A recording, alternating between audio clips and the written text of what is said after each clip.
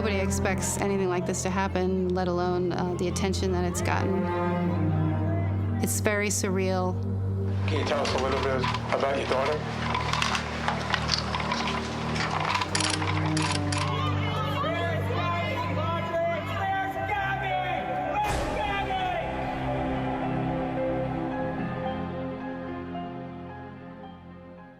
Long Island natives Gabby Petito and Brian Laundrie moved to Florida with Brian's parents in 2019. In July of 2021, they leave on a cross-country road trip to visit the country's national parks. They depart from Blue Point, New York, where they were visiting Gabby's family. Gabby's goal for the trip is to become a van lifer and document her travels on her Instagram and YouTube channel. August 12, 2021. Brian Laundrie and Gabby Petito are involved in a domestic disturbance in Moab, Utah. Hi, I'm calling. I'm right on the corner of Main Street by Moonflower, and we're driving by, and I'd like to report a domestic dispute in Florida with a white van, Florida license plate. What do you say? What were they doing? We drove by, and the gentleman was slapping the girl. He was slapping her? Yes, and then we stopped. They ran up and down the sidewalk. He proceeded to hit her, hopped in the car, and they drove off. Sorry, officer. Do you want to place your vehicle into park and go ahead and turn it off for me? Yeah. No, park? Oh, it isn't parked yet. Okay, turn off your engine. Go ahead and set your keys on the dash for me, all right? What's your guys' names? Gabby. Gabby, Brian, okay. I'm in back seat of my car. You're not in any trouble, okay? I'm not going to be putting handcuffs on you. You obviously don't have any weapons. I'm going to get you into the air conditioning, let you take a breath, relax a little bit, and then I'll come back and talk to you in a few minutes, okay? Okay. All righty. I've decided I am not going to cite you for domestic violence battery, okay? It was only going to be a Class B misdemeanor. However, the domestic violence portion of it enhances it. Makes life a major pain in the butt, especially you're 22, right? So I'm choosing not to cite you today. So you are not going to be charged with it. All right? But this is what I do have to do. I am separating you tonight. Okay? I want you guys both to be tonight away from each other, relax. Law enforcement finds it's unnecessary to press any charges and to just separate the couple for the night. Law enforcement gets Brian Laundrie a hotel room and gives Gabby the keys to her van. August 17th, 2021. Brian Laundrie flies from Salt Lake City, Utah to Tampa, Florida. Brian apparently went back to Florida to close their storage unit to save more money for their travels. August 23rd, 2021. Brian Laundrie returns to Salt Lake City to reunite with Gabby Petito. August 24th, 2021. Gabby Petito FaceTimes her mother, Nichole Schmidt. Gabby tells her she's leaving Utah and heading to the Teton Range in Wyoming. August 25th, 2021. Gabby Petito texts her mother, Nichole Schmidt. The Petito family believes Gabby remains in the Tetons. August 27th, 2021. Brian Laundrie and Gabby Petito are involved in a commotion as they were leaving Mary Piglet's Tex-Mex restaurant in Jackson, Wyoming. This is newly released surveillance video that investigators believe is the last time Gabby Petito was seen alive. She's there on the left, Petito and Brian Laundrie seen in that Whole Foods store in Wyoming, and this was back on August 27th. August 30th, 2021. The Petito family receives their last text from Gabby. According to Stafford, their lawyer, the message read, "No service in Yosemite." The Petito family does not believe Gabby wrote this. September 1st, 2021. Brian Laundrie returns to Northport, Florida with Gabby's van, but without Gabby. September 6th, 2021. The Laundrie family goes to Fort DeSoto Campground, 75 miles away from their home in Northport, Florida. September 11th, 2021.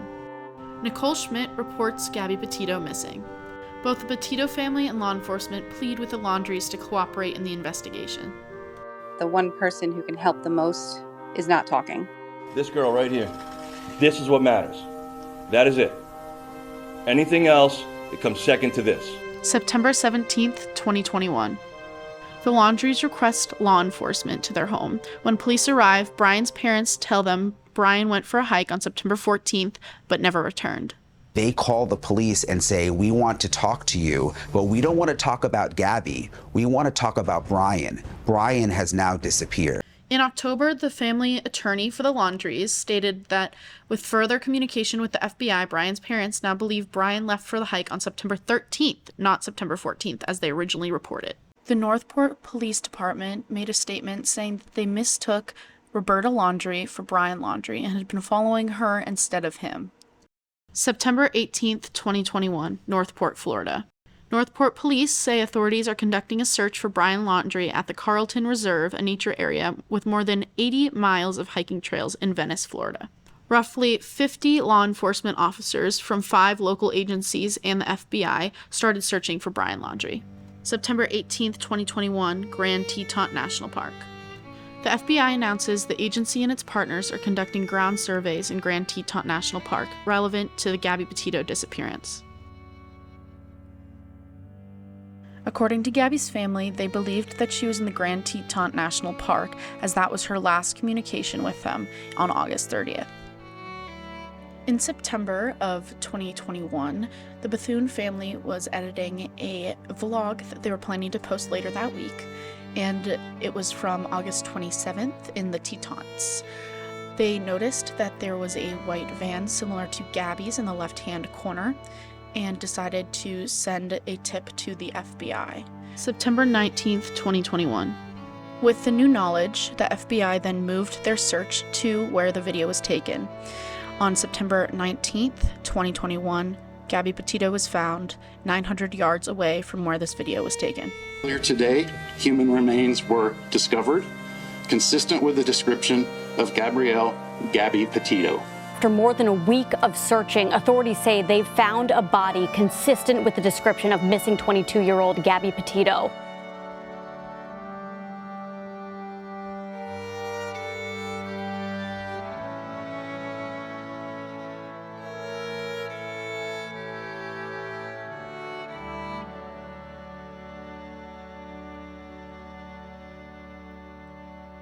September 20th, 2021.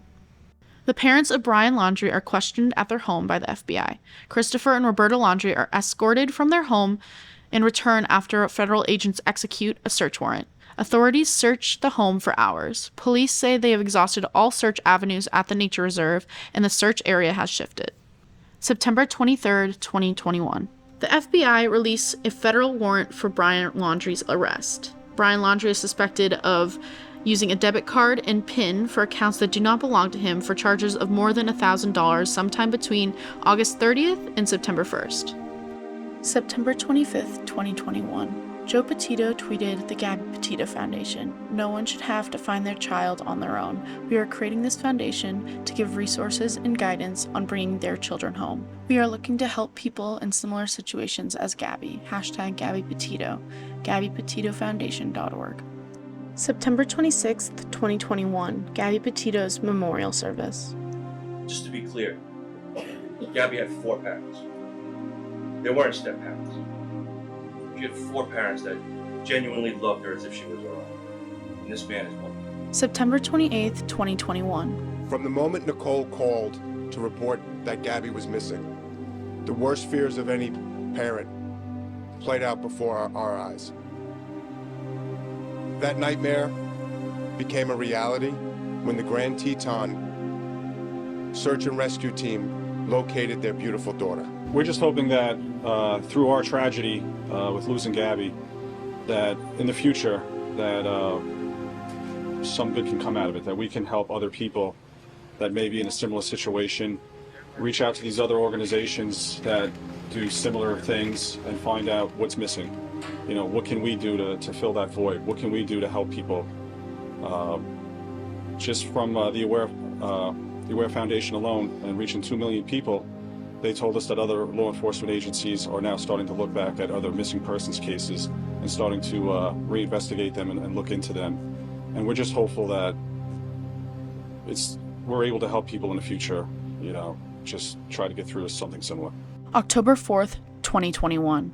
While Brian Laundrie's parents stayed quiet, Brian's sister, Cassie, spoke out. We have fully cooperated with the police since September 11th when they called. We are just as upset, frustrated, and heartbroken as everybody else. I am losing my parents and my brother and my children's aunt and my future sister-in-law on top of this, and you're not helping. Why your parents? Why your parents? You're talking about Christopher. They're not talking to us either. Why aren't they talking to you guys? If I knew, I would say. I don't know. Do you think they're involved, your parents? I don't know. No. You don't know? We know. You're not involved? We have literally been finding everything out with the news with like everybody else. October 19th, 2021. You look around from up here in the helicopter, you can tell just how massive it is. 24,000 acres. We're looking through wooded areas. We're looking through bodies of water. We're looking through swampy areas, and we're deploying the resources to be able to do that. We have air units, we have drones, we have the swamp buggies, air boats, multiple law enforcement agencies. We're deploying every resource to get through any terrain that we encounter in our search areas. This is wearing on everyone. Everybody has a level of stress. Everybody has the drive, and that's really what's carrying us through, is the drive to try to find Brian and try to put closure to this investigation. October 20th, 2021. Weeks into searching for Brian Laundrie at the Carlton Reserve, investigators decide to open the park back up to the public on October 20th. The night before it was reopened, Christopher and Roberta Laundrie informed the FBI they intended to search the park for Brian. Christopher and Roberta Laundrie meet law enforcement at the Carlton Reserve. After a brief search, Christopher and Roberta found what appeared to be some articles of clothing belonging to Brian Laundrie. The Sarasota County Medical Examiner and Cadaver Dog were called out to the Carlton Reserve. In a tweet, the FBI stated items of interest were found in connection with the search. On October 20th, 2 months after Gabby Petito had been killed, and 37 days since Brian Laundrie was reported missing, Brian Laundrie's body was recovered. Good afternoon. My name is Michael McPherson. I'm the Special Agent in charge of the FBI Tampa Division. As you're aware, the FBI and the Northport Police Department and our state and local law enforcement partners have been searching the area of the Carlton Reserve for Brian Laundrie, a person of interest in the murder of Gabby Petito. Earlier today, investigators found what appears to be human remains, along with personal items such as a backpack and notebook belonging to Brian Laundrie. October 21st, 2021. The FBI announces that a comparison of dental records confirmed the human remains found were those of Brian Laundrie. November 23rd, 2021. The District 12 Medical Examiner's Office in Florida says its investigation into the death of Brian Laundrie was determined that he died by suicide from a gunshot wound to the head. January 21st, 2022. The FBI released a timeline outlining the Petito case. In the news release, the FBI states that after reviewing the contents of the notebook found near Brian Laundrie's remains, they found written statements by Mr. Laundrie claiming responsibility for Miss Petito's death. The FBI confirmed it was Gabby's debit card Brian Laundrie used without authorization between August 30th and September 1st on his drive back to Florida from Wyoming. Several messages were exchanged between Brian and Gabby's phones after her death, which were likely Laundrie's attempt to deceive law enforcement by giving the impression that Miss Petito was still alive. The FBI met with Gabby Petito's family, and the investigation will be closed in the near future. All logical investigative steps have been concluded in this case. The investigation did not identify any other individuals other than Brian Laundrie directly involved in the tragic death of Gabby Petito. March 10th, 2022. Gabby Petito's family filed a lawsuit against the Laundries because they were knowingly being deceptive about where Gabby was located. On September 17th, 2021, the attorney for the Laundries sent a letter to the Petitos which stated, "It is our hope that the search for Miss Petito is successful and that Miss Petito is reunited with her family." March 25th, 2022. Can you describe Gabby as a person? Well, you look like you're about her age, right? 22. 22. Very free-spirited. She's an amazing artist. Just the type of person that didn't like to be told no. She set her mind on something, she went for it. She did it. She didn't care what anybody else said. So, I think most parents, like we did at first, were skeptical of this whole road trip idea. We kind of told her, like, maybe you should wait, go to school, but she was like, nope, it's what I want to do. And she did it, and she was going to be very successful. I seen, her video was amazing, and I'm so glad we have that. What was your relationship like with Gabby? Typical mother-daughter relationship, ups and downs. She was a good kid. She made plenty of mistakes, just like all teenagers do, but we got through everything. And, she was just so free-spirited. She was ready to go, I think, before she was even 18. I think she wished she could travel the world. So yeah. Yeah. What is your favorite memory with her? There's so many. I loved when we would sit down and just draw together, and then we would talk about stuff.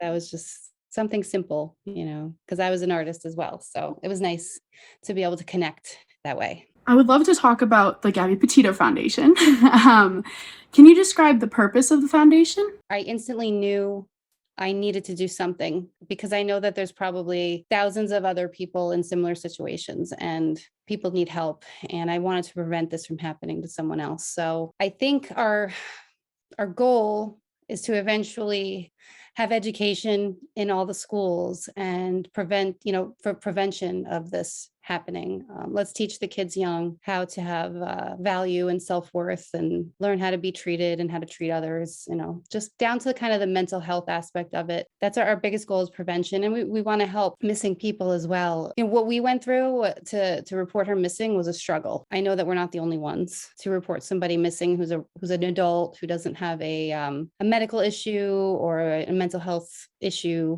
They have alerts for them, but they don't have alerts for just an average missing adult. That needs to change. There needs to be some kind of system in place for that. What made you and the rest of your family decide to create this together? I think they have the same vision I did. I think that we all came together and were like, we can't let her death be in vain. We need to prevent this from happening again. And everybody is equal to us. We want to help everyone. Her story just got big because, not just because she was a pretty blue-eyed, blonde-haired girl, but I think she just touched people with her energy. And I always believe in a higher purpose. And I think that there was a reason for her story to touch people.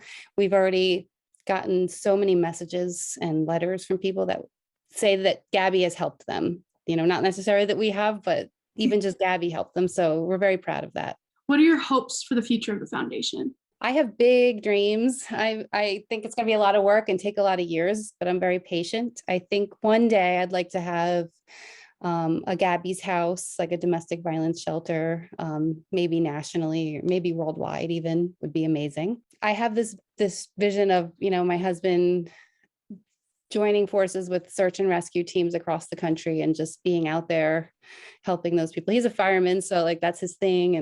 And we want to be able to help people individually, even at some point. I know now we kind of support other organizations because we don't want to reinvent the wheel. But I think once we're educated and we learn and we start to be able to get out there and do things, and I want to be able to go to conferences and schools and talk to these kids and help prevent this from happening. What other organizations are you guys connected to? We have kind of partnered up with the Aware Foundation. They're amazing. We connected with Safe Spaces in Florida. It's a domestic violence shelter. Then here in Long Island, there's a Vibes. They're another organization that really helps people get out of situations, and they focus on every aspect. They get you therapy and help you get jobs, whatever it is you need. And of course, the domestic violence hotline was a huge one. We hope to help police officers get, training, but also just help them have someone that maybe they could call, like an expert, to come to these calls. They go to domestic violence calls. It's the most dangerous and the most frequent call that they have. What has it been like for you to see the support from around the world? It's surreal. It's not something I expected, but like I said, I believe everything happens for a reason. So it's like my job now. I just feel like it's my purpose, and I gotta go with it. And I'll do whatever it is I can. Do you have any words for other families going through similar situations? It's so hard until you're in it, but as far as starting out with reporting somebody missing, it's don't give up.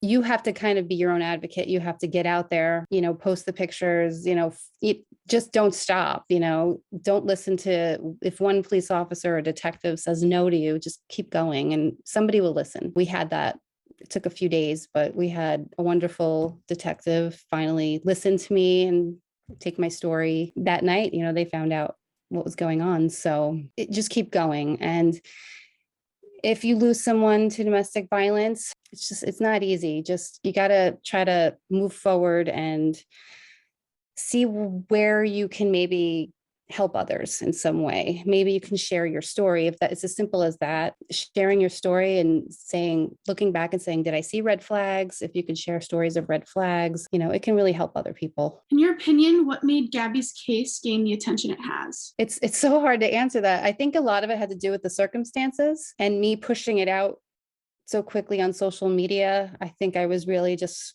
please share, please share, please share. And then it just got picked up by local media, and then it just spread rapidly. But the circumstances of him being home with the van, her being left out in who knows where, in the West, and it was just like a weird case. So, and then just having her being on social media already, that's huge. People got to see who she was. Then when the Moab video came out, I think people got to really see who she was. Oh, people's lives aren't perfect on social media. This is real life. And they got to kind of see all those different aspects. So definitely think it was the circumstances, but I would hope that all missing persons get treated the same way. I mean, their faces should be blasted until they're found. And that's why we need a lot of people helping. We need volunteers. We need people looking. Social media can be used for that. And I think that's a good thing. Did you know that Gabby wanted to be an influencer before the trip? Yes. She was like, that's it. I'm going to be a van lifer. I actually bought her the drone. She's like, I need a drone. I can't make good videos without a drone. So I was like, okay. So her birthday was coming up. I just said, all right, I'm going to buy you a drone. And she just used it. And I couldn't believe how good her very first video was. I was just like, wow, she's going to be big. I actually made a joke. I said, when you get huge on YouTube, just remember your family, because I knew she was gonna be huge. Can people donate to the Gabby Petito Foundation? Of course, they can go to GabbyPetitoFoundation.org and just scroll down. There's a big donate button, and it's pretty easy. It's through PayPal, so it's safe. June 22nd, 2022. Gabby's parents sat together in the courtroom as they listened to the attorneys battle it out in front of the judge. The attorney for the Petito family reiterated the main claim of their lawsuit, that Brian's parents caused the Petitos pain and suffering by not telling them what happened to Gabby. Brian Laundrie came home in Gabby Petito's van by himself to his family's home. That family, knowing that Gabby was dead, knowing their son had murdered her, knowing where the body was. The attorney for the Laundries argued that the Laundries had a constitutional right not to tell anyone what they did or did not know, and thus the Petito's lawsuit is baseless. June 25th, 2022. The attorney for the family of Brian Laundrie released the contents of a suicide letter where Laundrie claimed responsibility for the death of Gabby Petito. In that letter, though, Laundrie claims it was a mercy killing. He says Gabby fell and was in pain. It then goes on to say, quote, I ended her life. I thought it was merciful. That is what she wanted. But I see now all the mistakes I made. I panicked. I was in shock, end quote. Brian tells us parts of the story, but there's of course so much that we already know that isn't in this letter. And it's the aftermath of what happened to Gabby. And the fact that Brian, in the aftermath of killing his fiancé, he's saying that he did so mercifully, okay, had all of these opportunities where he had a choice to do the right thing or to do the wrong thing. Many opportunities. August 8th, 2022. Gabby Petito's family files a $50 million lawsuit against the Utah police. November 3rd, 2022. Gabby's story has already saved many lives by giving victims the courage to report abuse and to leave violent relationships. They did not take this decision to file a lawsuit lightly. Their desire has never been to simply blame police for their loss. They are grateful for the many devoted officers that take an oath to uphold the law, to serve and protect. They relied on these officers to uphold the law, to serve and protect their daughter. Brave witnesses have come forward with other evidence that has come to light that add new dimension and understanding to how the officers performed in their investigation and their treatment of Gabby that day. The witnesses and evidence that have come forward have demonstrated that Officer Pratt himself has been a domestic abuser who has misused authority and threats of violence to control and intimidate sexual partners, making clear why Officer Pratt was fundamentally biased in his approach to the investigation, identifying with Gabby's abuser, ignoring the victim and her injuries, and intentionally looking for loopholes to get around the requirements of Utah law and his duty to protect Gabby. Based on what we have learned from these multiple sources, we believe that the Moab City Police Department knew or should have known that Officer Pratt, who has a history of pervasive professional and sexual misconduct, including sexual harassment and intimate partner violence, was unfit and unsafe to be a police officer. We hope that they will do that investigation now and take appropriate action. November 17th, 2022. A judge rules in favor of Gabby's parents in their wrongful death lawsuit. The judge awards them $3 million from Brian Laundrie's estate. The estate is only worth 5 figures, which will fully go to Gabby's parents. In a statement released by the family, they plan to donate the money to the Gabby Petito Foundation. Joseph Petito and Nichole Schmidt plan to turn their personal tragedy into Gabby's legacy. I'm proud of her.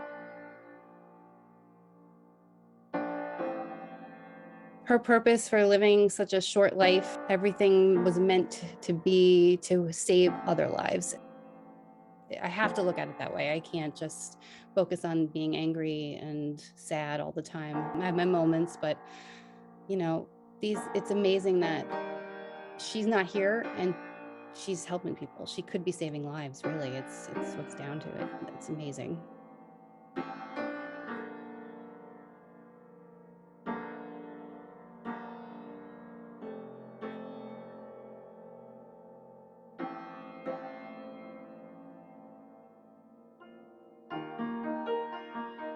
If it's too good to be true, or you're questioning it in any way, just follow your intuition. There's probably something not right.